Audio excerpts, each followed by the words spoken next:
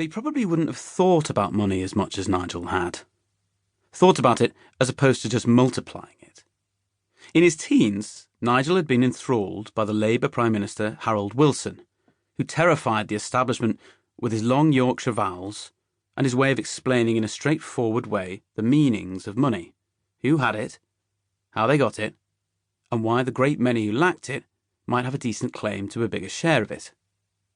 Nigel had started investing his pocket money, as others experimented with a chemistry set, or crueler ones held a magnifying glass over a slug.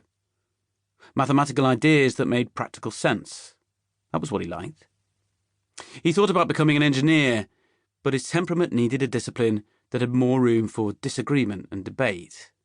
He found economics, the art of telling money's stories.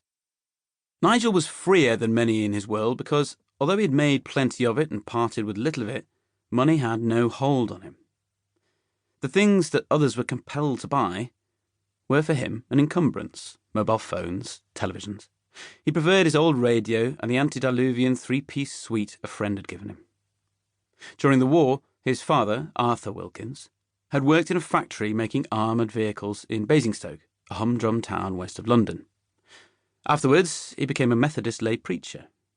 Nigel Charles, his second and final child, was born on the hinge of the century, March the 19th, 1950, into a generation for whom frugality, after it ceased to be the only option, became either a penance for others' greater sacrifices or a curse to be lifted with material excess. Nigel's great treat would be a first-class ticket for a long train ride, mainly to savour the complimentary scrambled eggs. Perhaps a bit of cake later, after listening to an edifying talk. At his flat, 4 floors up in Kensington, a brisk walk from Buckingham Palace or the Royal Parks, less brisk when his chest gave him trouble, he would repair rather than replace. On the mantelpiece stood a photograph of him on a rare holiday aboard a canal boat. The bookshelves were full of economics, finance, international law. Behind the corporate veil, infectious greed. What is Sarbanes-Oxley? If these were the tools of his vocation, the Thomas Hardy novels were his solace. He turned to them so often that the titles on their cracked spines were scarcely legible. Jude the Obscure was his favourite. Perhaps he saw himself in Jude.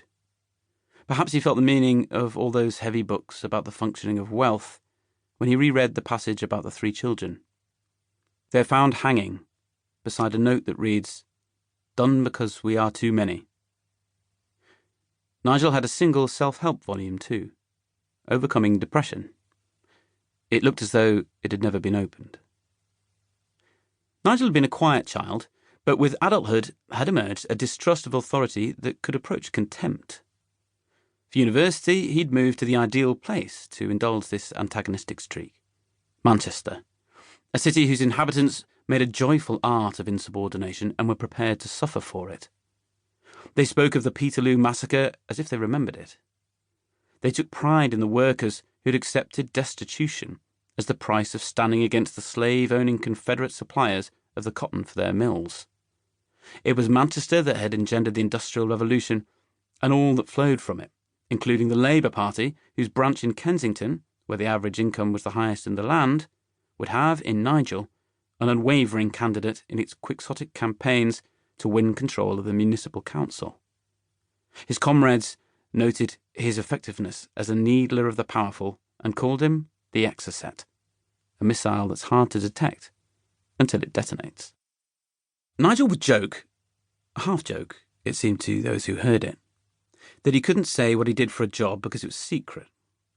He'd studied criminology as well as economics, but for most of his career had done nothing more cloak and dagger than economic research.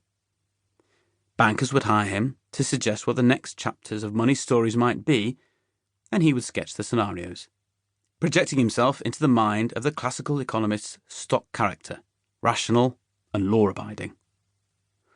Then he'd taken a position in the enforcement division of the Financial Services Authority, the body that oversaw British banks.